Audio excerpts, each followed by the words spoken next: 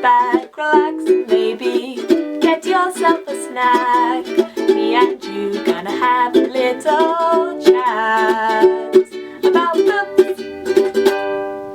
Hey guys, so I am here today to talk to you about a 5-star read, which is actually the third book in a series, but I'm not going to be going into spoilers. This is just going to be a review, an overview of why I love this book. And of course, if you haven't guessed it already, it's this one, which is a beast to hold up, so forgive me if I start wobbling because it's a chunky book. This is The Veiled Throne, book number 3 in the Dandelion Dynasty by Ken Liu, and I really enjoy this series. It is an Eastern-inspired series which deals a lot with different political setups that you might see in sort of the Eastern histories, different ways of living, different types of cultivation, different types of machinery. But of course it is fantasy, so it does indeed have gods and it has magic and it has mythical beasts that are really interesting and lots of other magical hints and tricks here and there.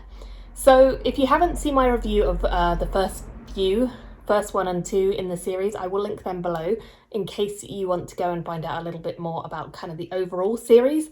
But this book was fantastic. It is my first 5-star read of the year. I absolutely loved it, and I wasn't sure I was going to, because this book originally was going to be the end of the series. It was going to be a trilogy, but then Ken Liu wrote this book and it ended up being huge, so the publisher said that he would need to split it into 2 books, which is what he's done. So this is kind of the first half of the last book, but it's not the actual conclusion.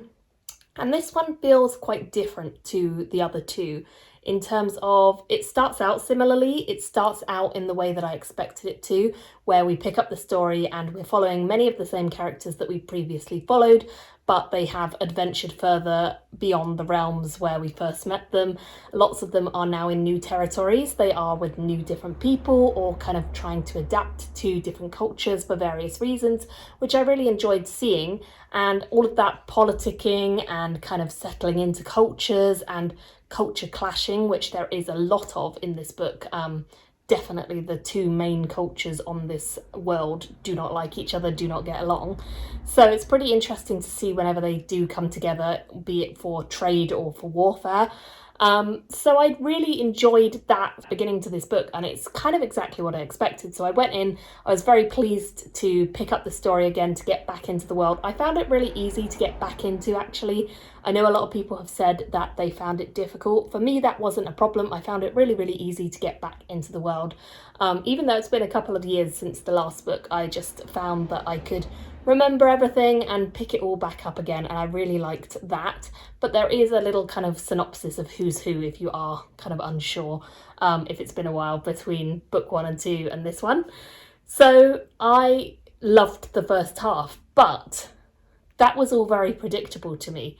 Or not very predictable, but it wasn't, unusual. It was following a fairly stereotypical pattern, and that was great. I enjoyed it. But then the second half came along, and the second half was just not what I expected, in a good way. The second half actually focuses on a competition, and it comes down to a cooking competition, which I have never ever seen a cooking competition portrayed in a fantasy book to the level of detail, the level of realistic accuracy that I saw in this book. I don't know what it was, but it just felt convincing. The characters that we're following for this entire half of the book are just great. They are such a merry band of people. It's called the Blossom Gang. They are just so much fun. We have a couple of different characters. One of them is in a wheelchair, and then the others all have their various talents, be it acting or kind of interpreting things, coming up with legal jargon or legal ways out of things.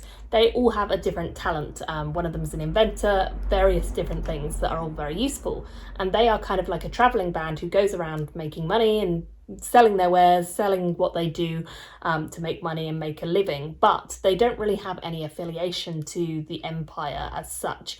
So they just roam around doing their own thing, but they get mixed up in this cooking competition which is going on. And we're following already a character who is called Kinry. We've followed them on quite a journey. I won't say any more than that, but they have come quite a long way and they are at the forefront of this cooking adventure as well. We then have the actual chefs who are a big part of the story as well, and the restaurants that they work for.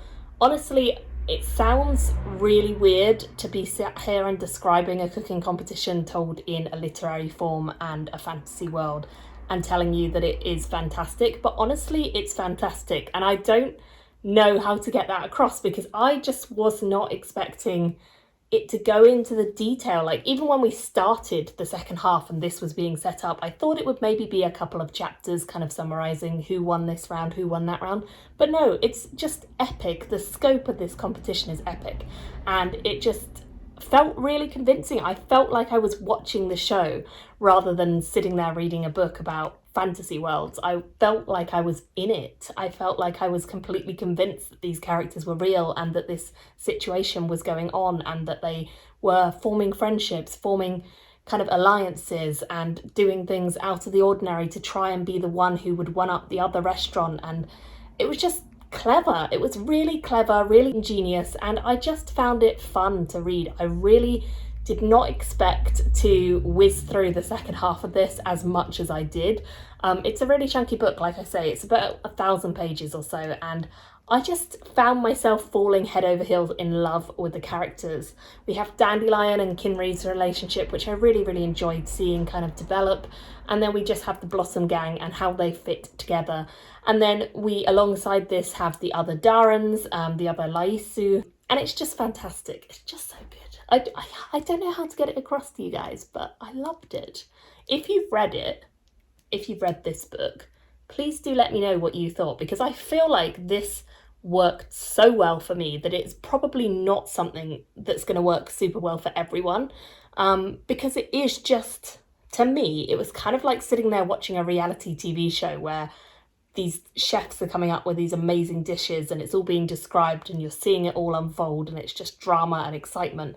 That's what it is, but on the page, and for me that really worked. That's exactly what I love. But I think it probably wouldn't work for a lot of people. So I am really intrigued. If you have read this, what did you think of that particular sort of half of the book? Was it something that worked for you or not? Because it is a massive chunk of the book, so I do wonder. But yeah, I really, really love that.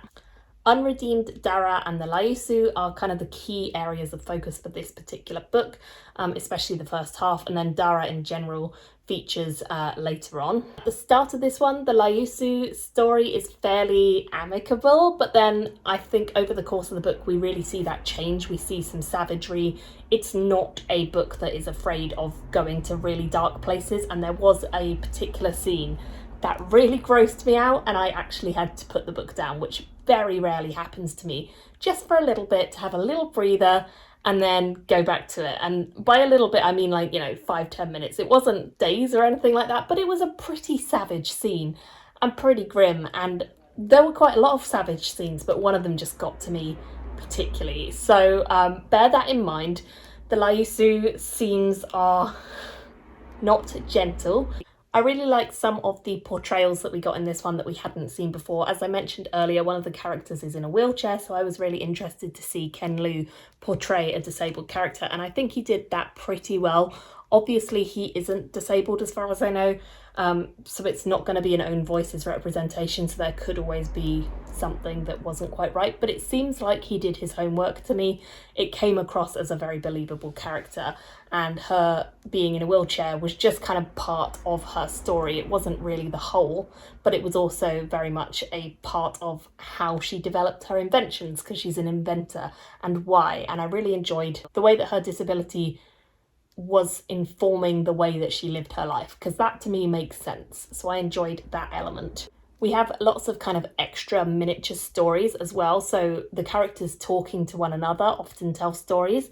And through that, we kind of see the stories of ancient heroes. We see the stories about their gods from the two different cultures, enslavement, bravery, determination, culture, love, trust, and so much more. There are all kind of themes in these mini stories and overall in the book which come across really, really well. And one of the key kind of overall themes in this is the clash of cultures, but also the melding and blending of cultures, where cultures start to adopt one another's thinking or blend one another's ideas to make something better. And I really enjoyed seeing the kind of melding of cultures as well as the dissonance between them.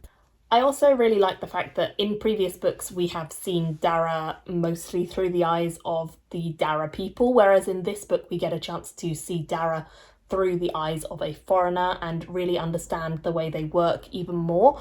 I really enjoyed that about this book, just to see the other perspective. Dara's narrative in this story is a pretty heartbreaking one. She's a character that I've really enjoyed previously, and I enjoyed returning to her, but her way of living and the things she goes through is not exactly easy.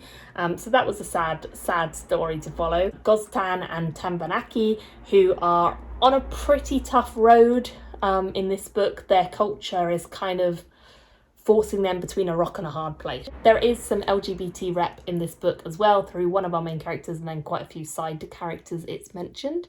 And at the end of the book, there were actually quite a few good reveals that I didn't necessarily see coming and which I really enjoyed. But for me, the thing that made it 5 stars was that cooking section. It was a solid 4 stars the whole way through. I very much enjoyed it and devoured it. But that section, to me, it was half the book, but it could have been longer. I would have kept reading. I was just enamoured, and I loved it. So I would be super interested to hear your thoughts if you've read this one or the previous 2 in the series. What did you think? Are you excited for the final book, which is coming out, I think, late this year? I'm very excited about it. I cannot wait to finish up the series, but I'm also a bit bittersweet about finishing the series because I just love it so much. I don't really want it to end. But I think it has been a great series so far, and I'm really holding hope that Ken Liu can finish it in style. So fingers crossed. 5 stars from me. Let me know what you thought in the comments below. Thank you all so much for watching, and I'll see you again in another video very soon. Bye everyone. Thank you for watching my video today. Go pick up a book, then come back and chat with me again.